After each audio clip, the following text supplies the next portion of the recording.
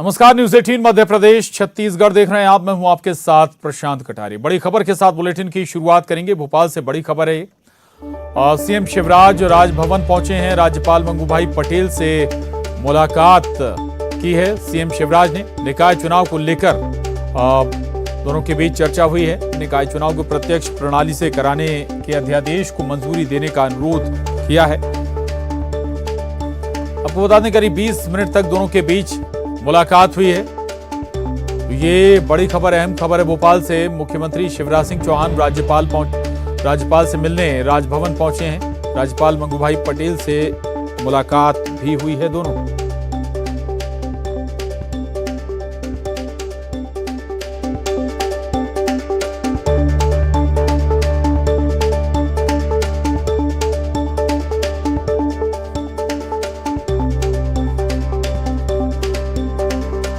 काफिला देख रहे हैं आप, तस्वीरें देख रहे हैं।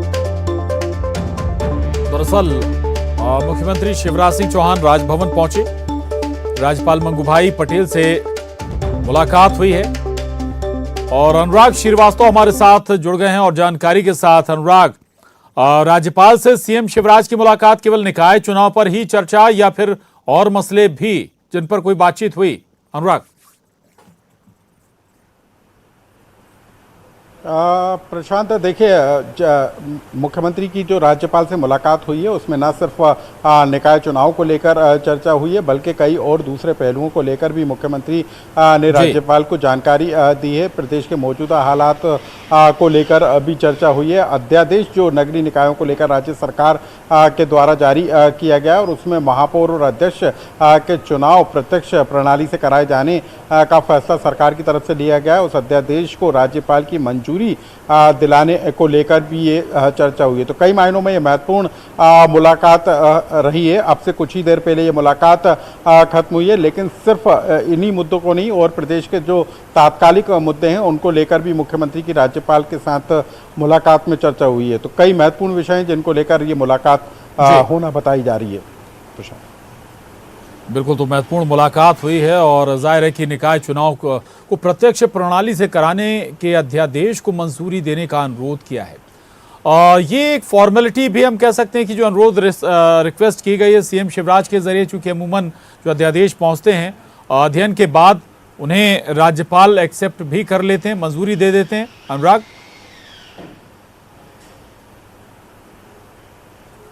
बिल्कुल प्रशांत, देखिए, राज्य सरकार के द्वारा जो अध्यादेश जारी किया जाता है उसको मंजूरी अमूमन राज्यपाल के द्वारा दे दी जाती है। ऐसा कम ही मौके आते हैं कि जब राज्य सरकार के अध्यादेश को लेकर राज्यपाल का मतभेद हो और उस पर कोई रोक लगे या दोबारा विचार करने के लिए भेजा जाए। लेकिन अब जबकि सुप्रीम कोर्ट का फैसला आ चुका है कि प्रदेश में निकाय और पंचायत के चुनाव कराए जाएं, राज्य निर्वाचन आयोग ने अपनी तैयारी पूरी कर ली और ऐसे में सरकार की कोशिश है कि जो परिसीमन और आरक्षण की प्रक्रिया उसको पूरा कर लिया जाए।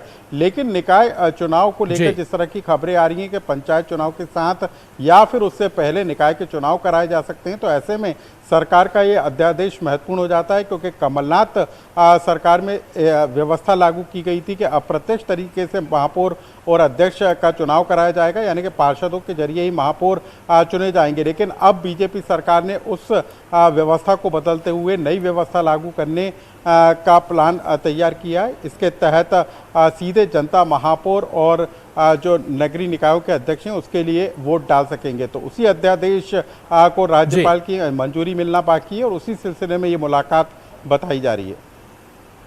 जी ठीक है, रहिएगा अनुराग, आगे भी आपसे बात करेंगे। और अगली खबर का रुख कर रहे हैं भोपाल से। ये और बड़ी खबर है। सीएम शिवराज वीडी शर्मा ने बैठक की है विधायकों के साथ। बताया जा रहा है कि ये बैठक हुई है निकाय और पंचायत चुनाव की तैयारियों को लेकर। ये महत्वपूर्ण बैठक हुई है। वीडियो कॉन्फ्रेंसिंग के जरिए विधायकों से चर्चा की गई है। नगरीय निकाय और ग्रामीण क्षेत्रों में सरकार की योजनाओं के बड़े कार्यक्रम होंगे। मंत्री विधायक कार्यक्रमों में शामिल होंगे। संबल योजना के तहत 600 करोड़ रुपए की राशि दी जाएगी। पीएम आवास योजना और दूसरी योजनाओं के तहत 12,000 करोड़ रुपए के निर्माण कार्यों की शुरुआत होगी। किसान कल्याण योजना के तहत 1650 करोड़ रुपए किसानों के खातों में डाले जाएंगे और कार्यक्रम के जरिए बीजेपी सरकार के मंत्री और विधायक सरकार की ब्रांडिंग करेंगे। ओबीसी आरक्षण मामले पर कांग्रेस को कटघरे में भी बीजेपी खड़ा करेगी। ओबीसी आरक्षण खत्म होने के लिए कांग्रेस को जिम्मेदार बताया जाएगा। साथ ही सीएम शिवराज और वीडी शर्मा की विधायकों के साथ इस बैठक में तय हुआ कि पंचायत निकाय चुनाव का फॉर्मूला भी तय होगा। अनुराग श्रीवास्तव हमारे साथ बने हुए हैं। अनुराग, ये महत्वपूर्ण बैठक है, निकाय चुनाव पंचायत चुनाव के मद्देनजर रणनीति यहां पर तैयार होगी। दूसरी बात यह कि कौन से ऐसे मसले हैं जिनसे सबसे ज्यादा विपक्ष को घायल किया जा सके, उन पर विचार विमर्श होगा क्या? और आपके पास डिटेल अनुराग? बिल्कुल जी बिल्कुल प्रशांत, देखिए इन तमाम मुद्दों को लेकर ही आज की बैठक बुलाई गई थी। इसमें तमाम जो बीजेपी के विधायक हैं उनके साथ बीजेपी के प्रदेश अध्यक्ष वीडी शर्मा, मुख्यमंत्री और संगठन मंत्री हितानंद शर्मा रूबरू हुए थे। और अब ये तय माना जा रहा है कि देर सवेर पंचायत और निकाय के चुनाव होना तय है। 17 तारीख को राज्य सरकार की जो याचिका है उस पर भी सुनवाई होना है और उससे पहले किस तरीके का माहौल बीजेपी के पक्ष में बनाया जाए, सरकार की जो योजनाएं हैं उनका लाभ ज़्यादा से ज़्यादा लोगों तक पहुंचाया जाए, इन तमाम बातों को लेकर एक माहौल बनाने की कोशिश बीजेपी के विधायक करेंगे। और जो कार्यक्रम सरकार के आयोजित होंगे उसमें मौजूदा मंत्री, प्रभारी मंत्री और इसके अलावा विधायक भी शामिल होंगे। साथ ही जो ओबीसी आरक्षण से जुड़ा मुद्दा है उसमें भी सच बताने की कोशिश बीजेपी आम लोगों को करेगी। तो अगले एक हफ्ते के अंदर कई कार्यक्रम सरकार के द्वारा आयोजित होने वाले हैं और उन कार्यक्रमों में किस तरीके की भूमिका होगी, सरकार की ब्रांडिंग किस तरीके से की जाएगी, इन तमाम पहलुओं को लेकर आज की बैठक में चर्चा हुई है। बिल्कुल बिल्कुल अनुराग, एक बात ये कि पंचायत निकाय चुनाव है, इनमें भी राज्य और केंद्र दोनों के कामों का बखान किया जाएगा क्या? दूसरी बात ये कि कुछ योजनाएं, संबल योजना के तहत भी लाभान्वित किया जाएगा इस दौरान, पीएम आवास योजना के तहत भी लाभान्वित किया जाएगा कई हजार करोड़ की राशि से। तो ये निकाय पंचायत चुनाव से पहले मिलने वाली सौगात के तौर पे भी हम इसे देखें अनुराग?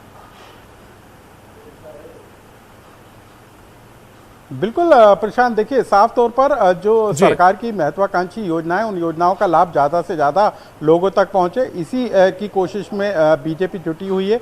और एक तरीके से यदि हम कहें तो केंद्र और राज्य सरकार की योजनाओं के जरिए सरकार की ब्रांडिंग किस तरीके से की जा सकती है, एक तरीके से बीजेपी के पक्ष में माहौल बनाने का काम किया जा सकता है। और यही कारण है कि एक बड़ी राशि न सिर्फ संबल योजना के तहत बल्कि किसान कल्याण सम्मान निधि के तहत भी किसानों के खाते में डालने का काम सरकार करेगी। पीएम आवास और जो दूसरी योजना है उनको लेकर भी कई बड़े कार्यक्रम आयोजित किए जाएंगे।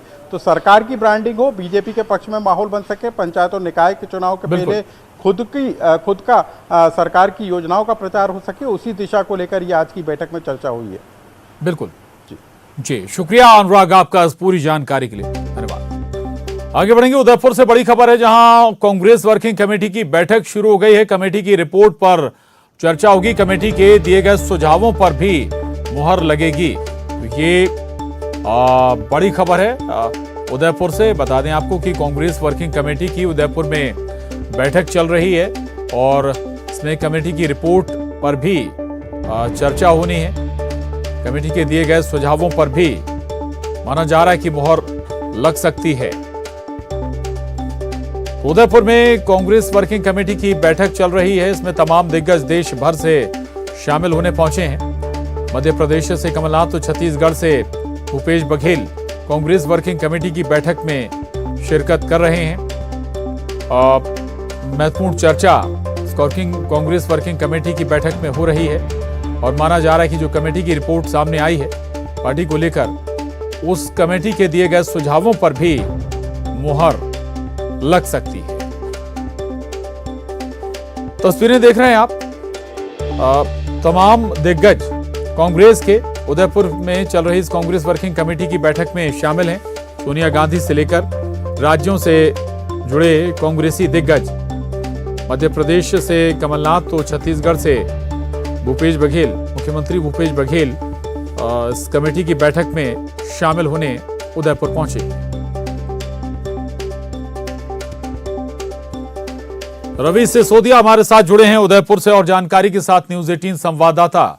रवि, क्या और जानकारी आपके पास इस बैठक से जुड़ी हुई, कौन कौन से ऐसे जो प्रस्ताव थे या फिर जो रिपोर्ट थी जिन पर कहा जा रहा है कि मुहर लग जाएगी इस कांग्रेस वर्किंग कमेटी में?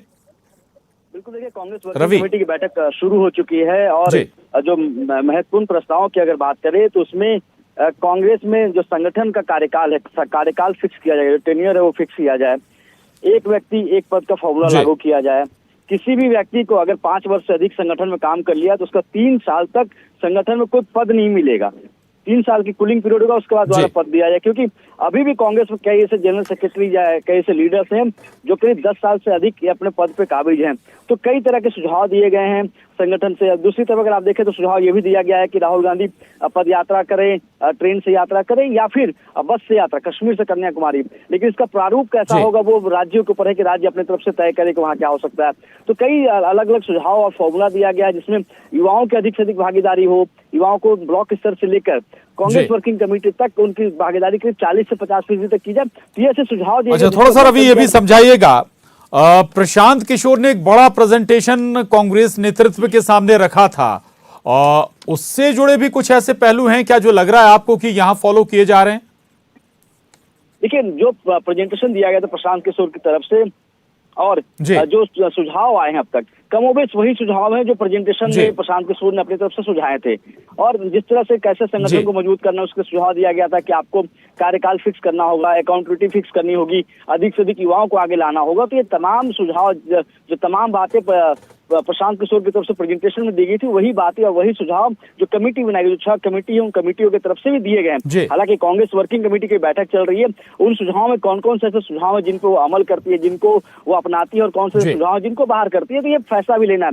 लेकिन कुछ अहम सुझाव ये भी थे, जैसे ये भी कहा जा रहा है कि कांग्रेस अध्यक्ष को जनता दरबार ठीक है। लगाकर लोगों से मिलना पड़ेगा क्योंकि वो कनेक्ट नहीं हो पा रहा था। जी प्रशांत। जी बिल्कुल, चलिए, बहुत महत्वपूर्ण जानकारी आपने दी है, नजर बनाए रखिएगा रवि। बहुत शुक्रिया आपका इस पूरी बातचीत के लिए। आगे बढ़ेंगे। कांग्रेस के चिंतन शिविर में शामिल हुए कांग्रेस नेता प्रमोद कृष्णम ने कहा है कि कांग्रेस के अंदर कुछ ऐसे नेता हैं जिन्हें हिंदू धर्म से चिढ़ है। राजस्थान में दंगे को लेकर उन्होंने कहा कि वे राजस्थान सरकार से हिंदू हितों की रक्षा करने का आग्रह करते हैं।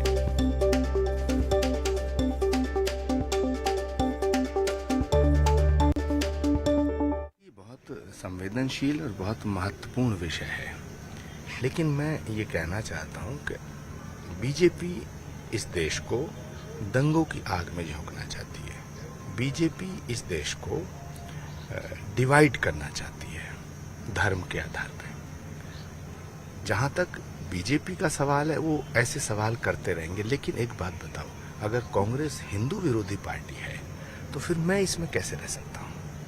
जिस दिन मुझे लगेगा कि कांग्रेस पार्टी हिंदू हितों की रक्षा करने में नाकाम हो रही है या हिंदू विरोध कर रही है, तो मैं तो नहीं रह पाऊंगा।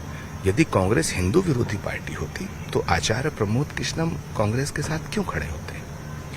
हाँ, ये बात अलग है कि कांग्रेस पार्टी के अंदर कुछ ऐसे नेता हैं जो लगातार कांग्रेस नेतृत्व को गुमराह करने की कोशिश करते हैं और उन्हें हिंदू शब्द से चिढ़ है, हिंदू धर्मगुरुओं से हिंदू शब्द से चिढ़ है।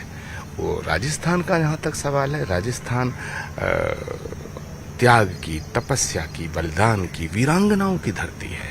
हम इस धरती को नमन करते हैं। ये महाराणा प्रताप की धरती है, ये मीराबाई की धरती है, ये बहुत बड़ी कुर्बानियों से ये दिन हमें देखने को मिला। लेकिन आचार्य, जो एक अहम आपने सवाल उठाया कि कांग्रेस के कुछ लोग हैं जो हिंदू धर्म से जिनको दिक्कत हो रही है, तो क्या आप 3 दिनों का चिंतन शिविर हुआ, आप लोगों ने ये बात उठाई? देखिए, एक तो सवाल है जो अभी आपने राजस्थान पे किया ना, तो राजस्थान के अंदर जो ये दंगे हो रहे हैं, इनमें बीजेपी अपना फायदा देख रही है। लेकिन मैं राजस्थान के मुख्यमंत्री और यहाँ की सरकार से ये चाहूंगा कि वो राजस्थान में हिंदू हितों की रक्षा करें। और चिंतन शिविर में पहुंचे उत्तर प्रदेश से कांग्रेस के नेता प्रमोद कृष्णम ने कहा कि अगर राहुल गांधी अध्यक्ष बनने को तैयार नहीं तो प्रियंका गांधी को अध्यक्ष बनाया जाना चाहिए। उन्होंने कहा कि देश का हर कार्यकर्ता चाहता है कि प्रियंका गांधी आगे आए, लाखों कार्यकर्ताओं की ये भावना है। सबने अपने अपने तरीके से सुझाव दिए, लेकिन कांग्रेस का जो आम कार्यकर्ता है वो ये मानता है कि कांग्रेस की लीडरशिप का विषय क्लियर होना चाहिए और हम सब चाहते हैं कि राहुल गांधी जी कांग्रेस के दोबारा अध्यक्ष बने। और क्योंकि राहुल जी ने 2 साल से इस पद को स्वीकारा नहीं है, तो फिर देश के लाखों कार्यकर्ता कांग्रेस के और देश की जनता भी ये चाहती है कि अगर राहुल जी इस पद को अभी भी नहीं स्वीकारते हैं तो फिर कांग्रेस की कमान आदरणीय प्रियंका गांधी जी के हाथ में देनी चाहिए। कार्यकर्ता चाहता है, लेकिन राहुल जी अगर अध्यक्षता स्वीकार कर लेंगे तो ये विषय समाप्त हो जाएगा। अगर राहुल जी अध्यक्षता स्वीकार नहीं करते हैं, ये उनका फैसला है, कांग्रेस प्रेसिडेंट महोदया का फैसला है।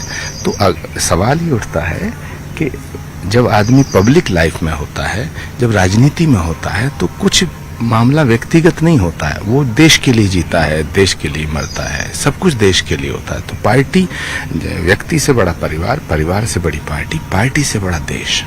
तो आज देश के लोग चाहते हैं कि बीजेपी की हुकूमत को अगर हटाना है, बीजेपी से अगर इस देश को मुक्त कराना है, पीछा छुड़ाना है, तो कांग्रेस को मजबूत होना पड़ेगा। और कांग्रेस को अगर मजबूत करना है तो इसीलिए चिंतन हो रहा है। इसका सूत्र क्या है? चिंतन, मंथन और परिवर्तन। तो मुझे लगता है कि देश के लाखों हमारे कांग्रेस के कार्यकर्ताओं की भावना है कि यदि राहुल जी इसके लिए तैयार नहीं होते हैं तो फिर प्रियंका गांधी जी को ये कमान सौंप देनी चाहिए।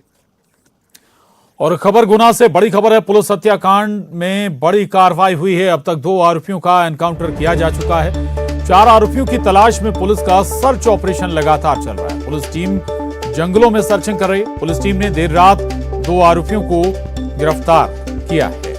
तो ये बड़ी खबर है गुना से, जहां पुलिस हत्याकांड में अब तक 2 आरोपियों का एनकाउंटर किया जा चुका है, जबकि 4 आरोपियों की तलाश में पुलिस का सर्च ऑपरेशन अभी भी जारी है।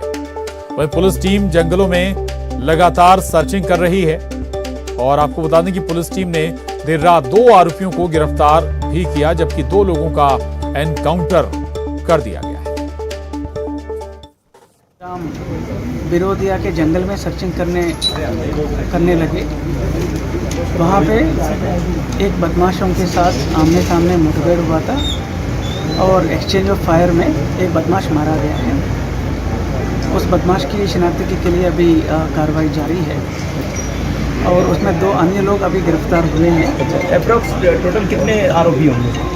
टोटल इस पूरे घटनाक्रम में 7 से लेकर 8 आरोपी का हमारे पास विवेचना में पता चला है।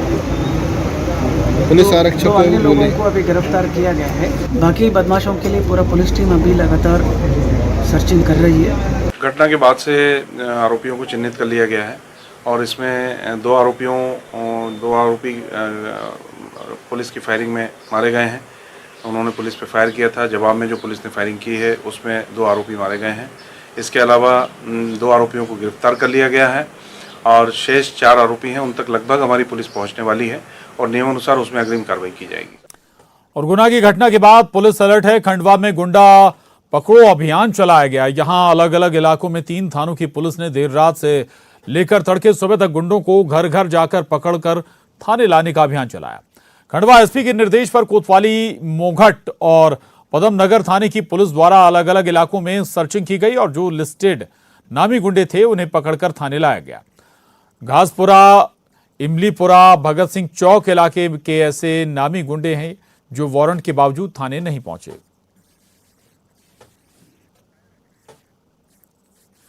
बड़वानी से बड़ी खबर है, कपड़ा दुकान में भीषण आग लग गई। दूसरी मंजिल तक आग की लपटें जा पहुंची। मौके पर दमकल की 4 गाड़ियां आग पर काबू पाने में जुटी हुई। लाखों के नुकसान की आशंका जाहिर की जा रही है। राजपुर शहर की घटना है ये, तस्वीरें देख रहे हैं आप, जहां बड़वानी में एक कपड़ा दुकान में जबरदस्त आग लग गई, भीषण आग लग गई। दूसरी मंजिल तक बताया जा रहा है कि आग की लपटें पहुंच गई और मौके पर दमकल की 4 गाड़ियों ने आग पर काबू पाने की कोशिशें अभी भी जारी रखी हैं। माना जा रहा है कि लाखों का नुकसान इस आगजनी में अभी तक हो चुका है। राजपुर शहर की ये घटना है।